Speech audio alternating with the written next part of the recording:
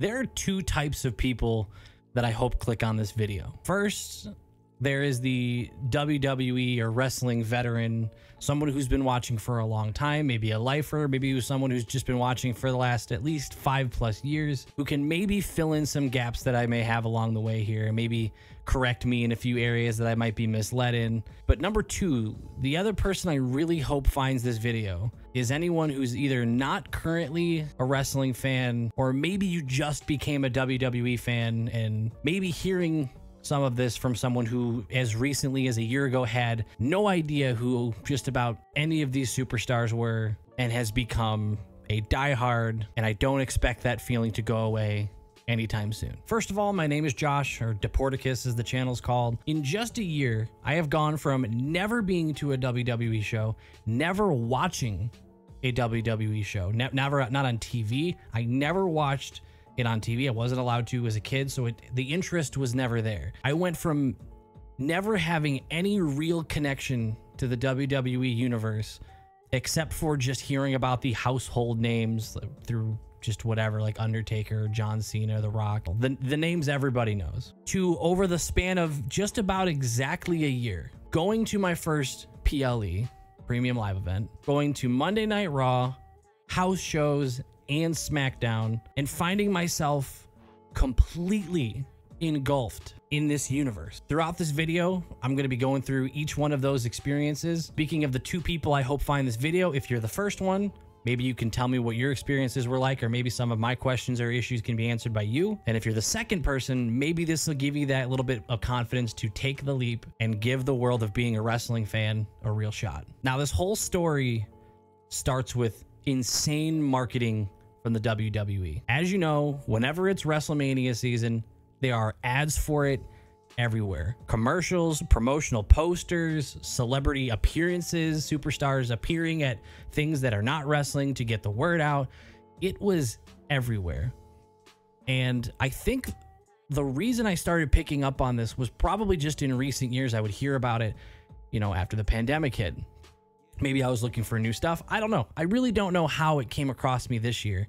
The only thing I can chalk it up to is that this would have been the first year that I already had Peacock. And I only had Peacock because it came with my internet service. So I was getting direct emails letting me know that I'm going to be able to watch WrestleMania 39 on an app that I already have access to. And for whatever reason, I genuinely can't explain it, but for some reason, I decided just to give it a shot. I was hanging out with my friends in Discord. I just decided to throw WrestleMania 39 up as it was happening, or like the day after it was happening, and just watch it. Just because. No reason, just because. And the first match I ever fully watched was John Cena versus Austin Theory. And I'm just gonna say it. If it didn't have the name John Cena in it, I don't know if I would have made it through the whole match. I'm just going to be brutally honest here. And again, this is coming from someone who now is totally engulfed in the universe, and I love it. But that match was so boring. It was weird. I didn't get it. It looked, I don't want to use the F word here, but I was new, and it just looked super fake, to the point where I was hearing John Cena say what he was going to do before he did it. And as someone giving wrestling a chance for the first time, that was a weird first impression. For whatever reason, I did end up enjoying still watching it because I was kind of having fun poking fun at it. Some more matches went on, and the next one that I remember really standing out, I don't know if this is in the order that they appeared, but when I look back, this is just what I remember enjoying. I see someone come out named Seth Rollins, who I'd never heard of before, and then I see Logan Paul, who at this point, I only know him from the not great things that he has done and for him being an annoying YouTuber. That's it. No other impression. But knowing who Logan Paul was, I was interested just to see what would happen. And let me tell you, that might have been the first match where I was like, oh, this is kind of cool. Now, I refuse to say that Logan Paul got me into wrestling because that feels a little disgusting.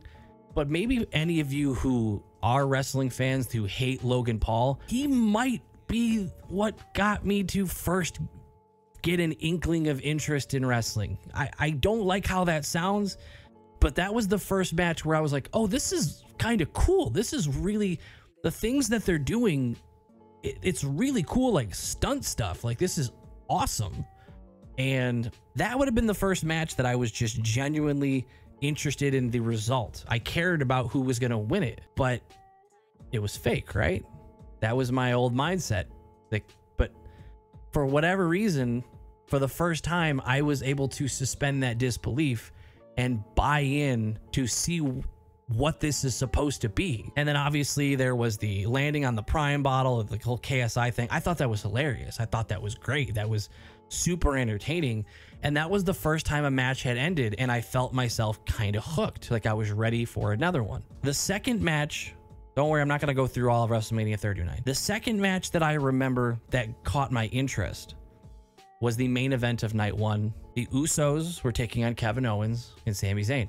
I don't know who any of these people are, but for whatever reason, I don't know if it was the high flyer stuff or just seeing the interference and the like overbooking of people getting involved, but it just seemed exciting. Like I could tell there was a story there that I didn't understand yet, and there was a history. You could see it in the in-ring storytelling. You could see it grow. You could see a comeback story happening even without any other context.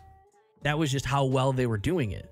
Then there was the Rhea Ripley match with Charlotte Flair. Seeing her do a riptide, didn't know what that was at the time, from the top of the turnbuckle, and just it looked like it should have killed Charlotte Flair. Like my point is, I'm being continually impressed through my first time really just sitting and just watching from start to finish. And then of course, the whole show ends with Cody Rhodes against Roman Reigns. Never heard of either of them before, by the way. I don't know if some people believe that Roman Reigns is a full household name at that point, but I had never heard of him in my life, and I have never heard of Cody Rhodes in my life. Maybe I'd heard it somewhere and it just didn't process, but not the way I knew who John Cena was, not the way I knew who The Rock or anyone else would be. Seeing that match and getting the context from the announcers, that's another big part that I kind of didn't mention in the other ones. The announcers did such a good job of just telling me the story as it was happening and mentioning things that led up to that point, that I was kind of, while I didn't know anything, I felt like I was a part of it immediately, and I got hooked. Seeing the interference, seeing the guys from the night before come help, Kevin Owens and Sami Zayn come help when the Usos were attacking and everything. Seeing all this come together, it was like, this is so sick. And from that moment forward, I knew I at least needed to watch the next episode. I needed to see if it was just WrestleMania. And I'm just going to tell you right now, since the day I gave that WrestleMania a chance, myself and my fiance have watched every single Raw and SmackDown every week. Not always live. Sometimes it's a few hours after, sometimes it's the next day, but we have not missed one. You could say we got hooked. Now, I'm going to be honest with you. I've never made a video like this before. So if you're still here, cool. You're overlooking the fact that I'm not a great editor and I can't make this super fancy. This is the part where if you're person number 2 and you're thinking about getting into the WWE, I'm going to tell you right now that if the first time you try watching it, or the first couple you did, you're not feeling it, feels a little unsure, I would say just try to pressure through it. Just give it a real shot. Best advice I can give you is that you need to get past the idea of, well, it's fake. It doesn't matter. It's no different than any TV show you watch. It's no different than what being into the Avengers or Star Wars or anything else that has a predetermined outcome. The only difference, and in my opinion, the thing that has made it much better for me, is that it's live. It's all your favorite TV shows and drama and action performed live with improvisation. Hope I said that right. With improvising in front of a live crowd multiple times per week. This is my last little bit in case you're thinking about clicking off and you're not really sure.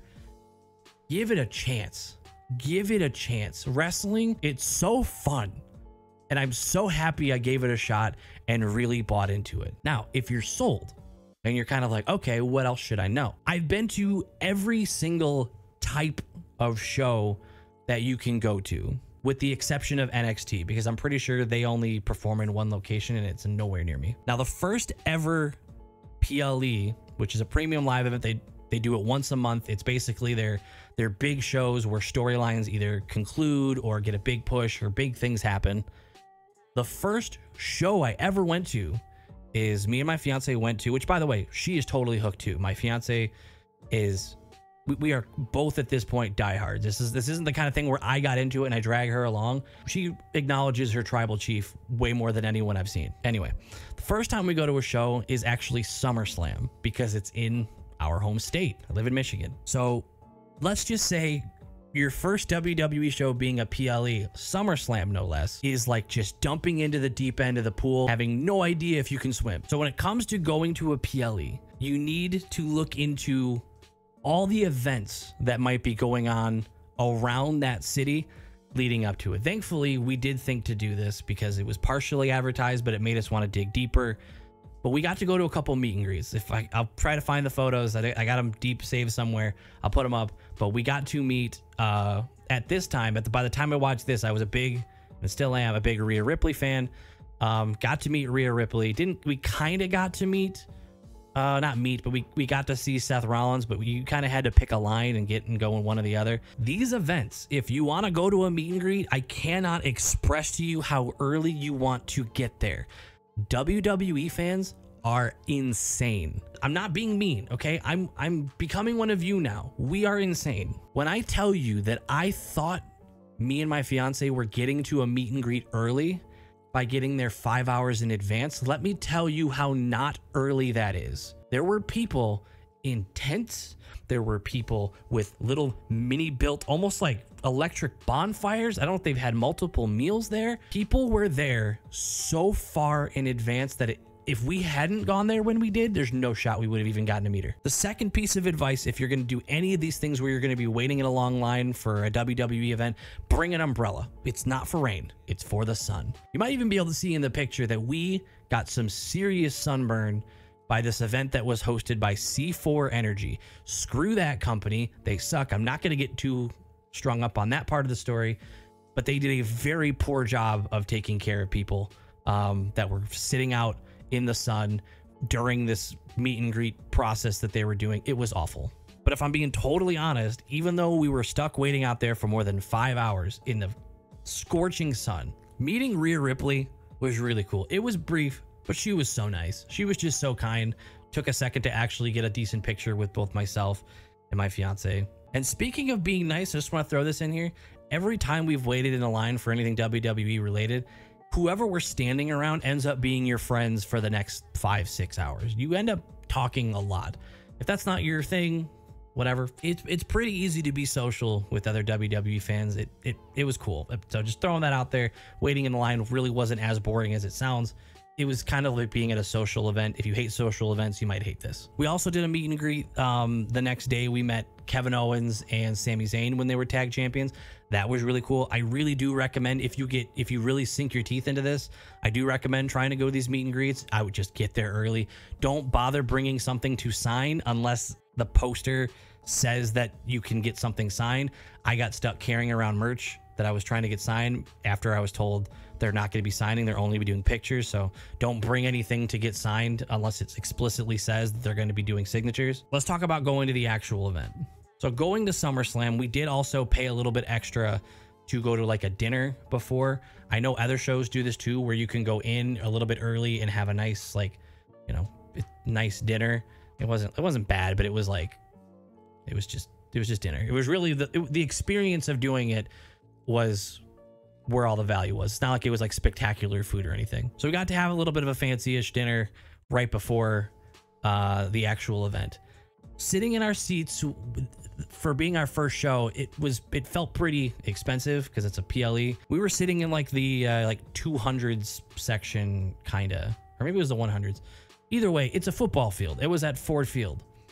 So we were not close. Like, it felt kind of close just because it was the first time, we didn't really know. But when going to a PLE, if you can afford to sit closer, sit closer.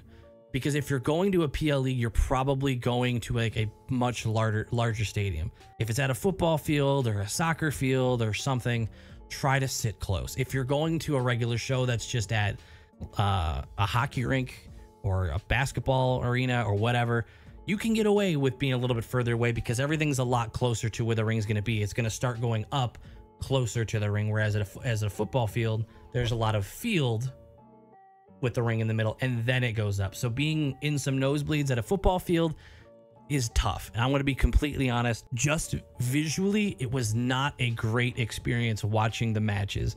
The atmosphere was fantastic, and that's what you're paying for. If you're going to a PLE, especially, being a part of the chants, being a part of the entrances, the pyro, that's where the value's at. And if that's something you're interested in, the WWE does not cheap out on pyro, fireworks, flames, just blasts, explosions. Now, with that being said, pyro is louder than you think it's going to be.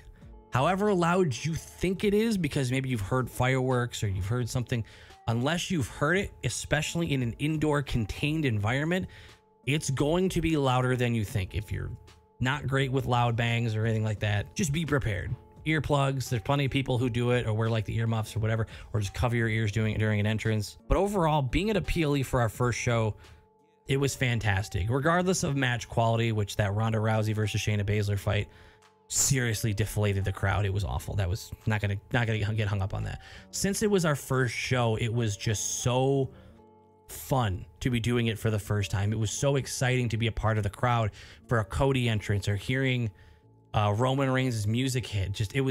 Or singing along to Seth Rollins' theme. Doing that for the first time, nothing else mattered. So of course we had so much fun that we immediately looked up tickets for next time they were going to be in town. This was going to be a few months later. This was going to be, I believe, in Saginaw, Michigan. They were coming into town for a Sunday Stunner show. Now, this is the polar opposite of a PLE. These are what are called house shows that are filled with dark matches. And house shows are literally just non-televised WWE matches. But I'm going to tell you this right now. Some of the most fun and most entertainment that you will get going to a wrestling show live is going to be at a house show. There's one major difference, right, between a house show and a Raw or a SmackDown that is televised, is that these house shows, like I said, they're not on TV. So the negative of that is that you know nothing is going to happen to progress the storylines that you may be invested in from Raw or SmackDown. But the positive of it not being televised is the wrestlers just have more fun with it. I don't know how else to explain it. The interaction with the crowd is times 100. In some cases, the crowd is just louder because they're interacting with the crowd and they're kind of feeding off it. They're egging it on. And it's only made better by the fact that these house shows are normally held, in the little bit that I've seen, they seem like they're normally held in relatively smaller venues. Not like just, you know, not bars or anything like that, but the one that we went to in Saginaw was a hockey rink, but it was a small hockey rink. So every seat was a great seat. Every seat you felt like you were definitely in range of just being able to hear them yelling or hear them saying something. And it was just fun. People who go to house shows are big time wrestling fans. You don't look up when the next house show is if you're not a big fan. This immediately upped our standard for the crowd. When you go to a PLE, like the SummerSlam one we went to, there's some people that don't watch wrestling really at all that go there. Maybe they got tickets from their work or something like that.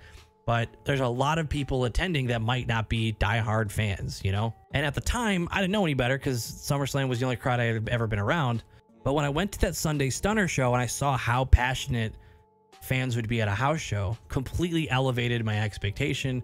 It was some of the most fun that we had ever had going to a show, and I highly recommend it. It's very affordable as well, significantly more affordable than going to any of the televised events. So if you're just looking to dip your toes in it and you just kind of want to see what the crowd environment is like, seriously could not recommend more.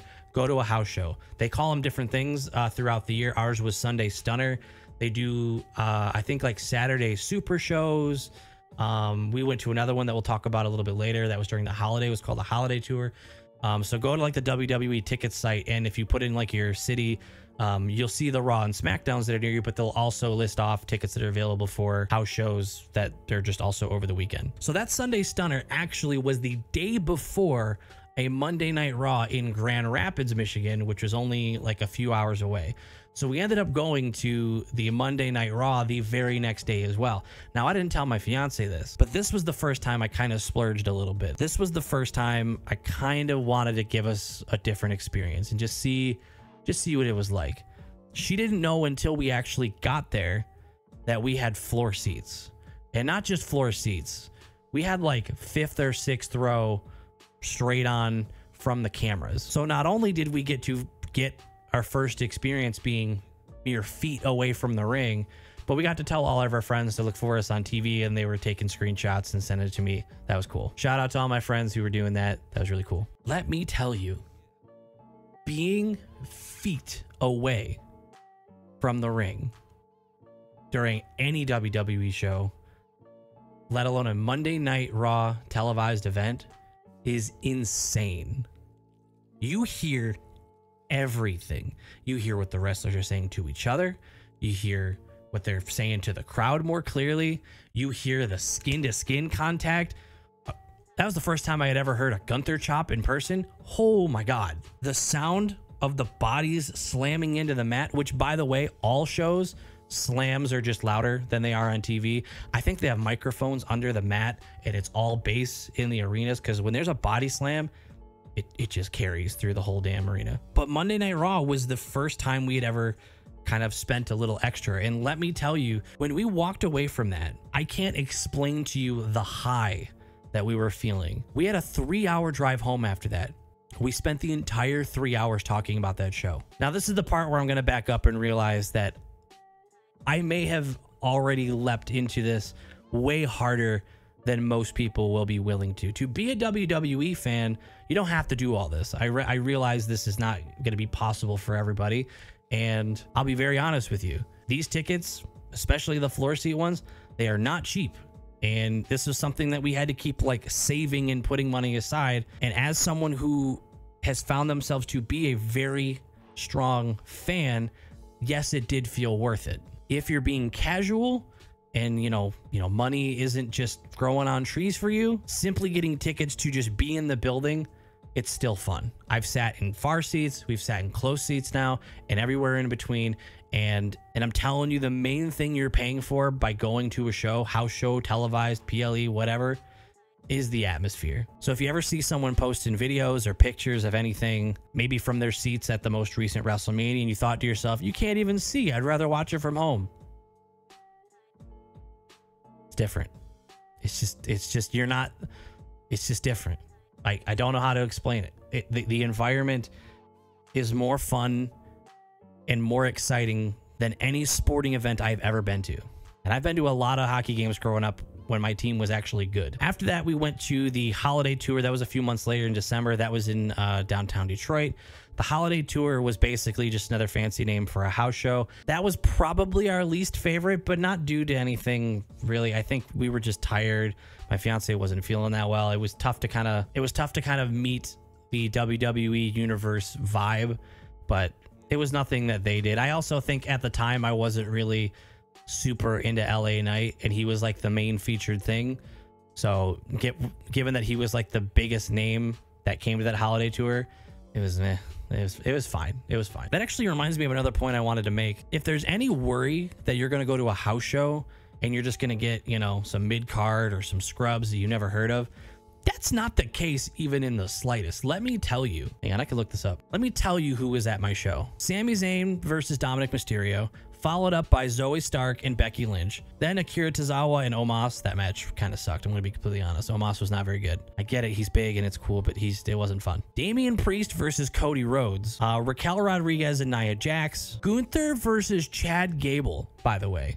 And if anyone who is a fan already, that's a fire match. I had that at my house show. And then the main event was Shinsuke Nakamura in a triple threat with Drew McIntyre and Seth Rollins for Seth Rollins' title. Yes, they do title matches at house shows.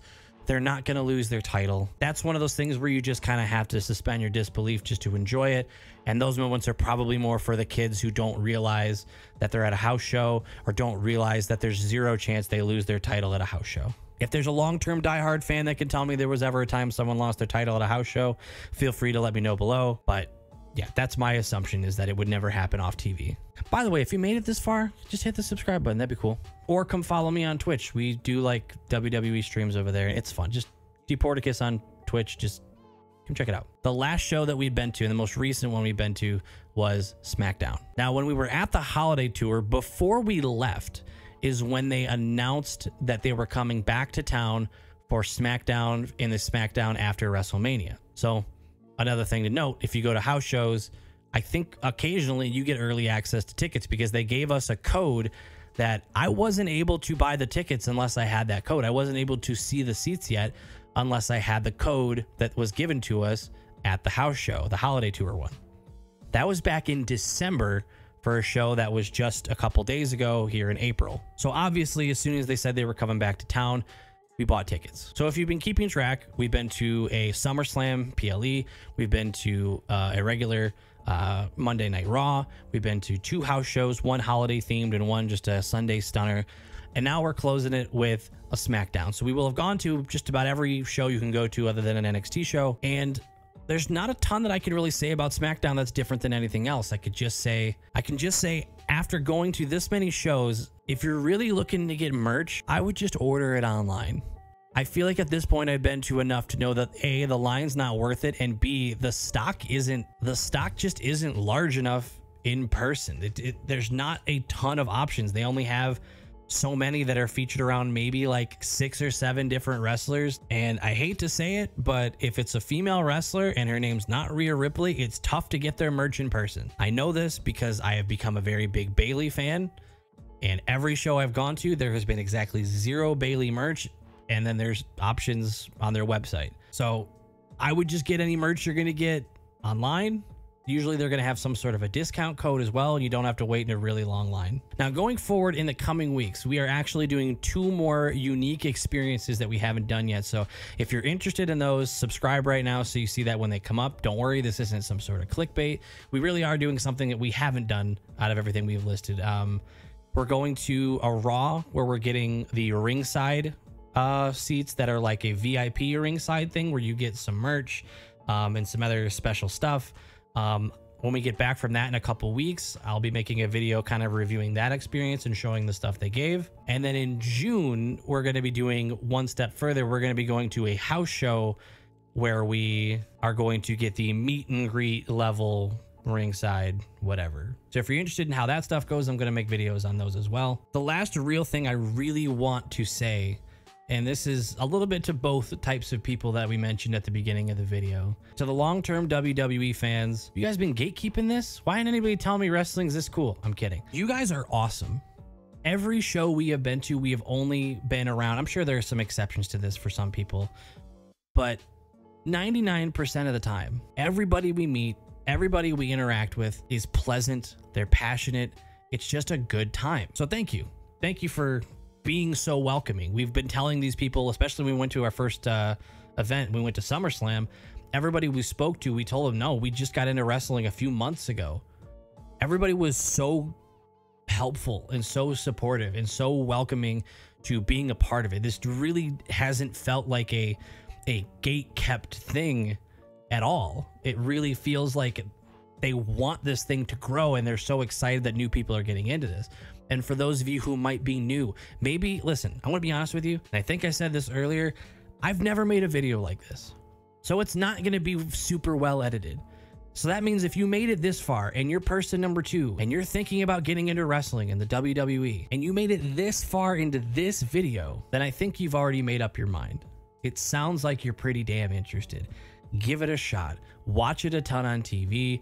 Go to a show. Just get in the building for the first time. I'm telling you, there's very affordable seats. Or just watch a ton on the TV. Get your friends involved. I have friends that I got into wrestling because they saw how much I was enjoying it. The storytelling, the drama, the production value. Now, don't get me wrong. I have heard from longtime WWE fans it wasn't always like this. And I have watched so many videos. I've been trying to learn my history. Hell, I acknowledge my tribal chief and not the suffering succotash one. I've learned my history. I've watched this stuff, and I could see that there is a clear difference between the product that I'm getting to enjoy today and what you guys were sitting through in the 2010s. I have friends who loved wrestling growing up that said they stopped watching because it got so bad. And I like to think that my interest in it has given them that reason to get back into it. And now I get to watch Raw and SmackDown and all these PLEs in a Discord with like 5 or 6 of my friends, some of which are watching it, you know, for the first time with me that are new fans, and others that used to watch as a kid that have been brought back into this. If you need any more convincing, I don't know what else to tell you. All I can say is that wrestling is cool, and I am insanely grateful that I gave it a shot. Also, collecting wrestling merch is gonna make me go broke even more than the tickets do. I got the money in the bank case. I got a SummerSlam car. That's a main event Jey Uso hat. I have my Roman Reigns hat. I have a Bloodline hat. We have a Seth Rollins hat. I have a Monday Night Mommy shirt. It's becoming a disease. I just like having it. And honestly, it's kind of because I like wearing it in public. I kind of like finding and interacting other wrestling fans, especially now that it seems to be getting more popular again. So seeing some random person wearing a Roman Reigns hat or a Seth Rollins shirt in public, it's cool to kind of give each other a nod, and it's sometimes you get a little conversation out of it, and it's just pleasant. So if you managed to watch this much of the video, again, I really appreciate it. I hope you subscribe and stick around. I want to make more videos like this, as well as more videos like the other ones on my channel, because I play WWE the 2K series over on my Twitch channel. The most I can hope for is that by doing this and putting this video out there, A, maybe I can meet a few more WWE fans to enjoy this with, but B, even if this video gets 10 views and one of those views is someone who wasn't sure if they were going to watch or get into WWE, if that person went to their first show or ended up getting into it because of this video, then that feels pretty damn cool. Almost as cool as wrestling. That's terrible. Also, they'll never see this, but shout out to Wheezy Blonde, Santizap, and Assemble on like YouTube and Twitch and all that. Those are 3 creators that have no idea who I am and probably never will, but were a massive influence on my early stages of learning wrestling and following along with it and listening to their types of opinions. And I don't even know if I would have gotten as into wrestling as I did without those constant content creators helping kind of guide me along in my early days. With that being said, I appreciate your time, and I'll see you in the next one.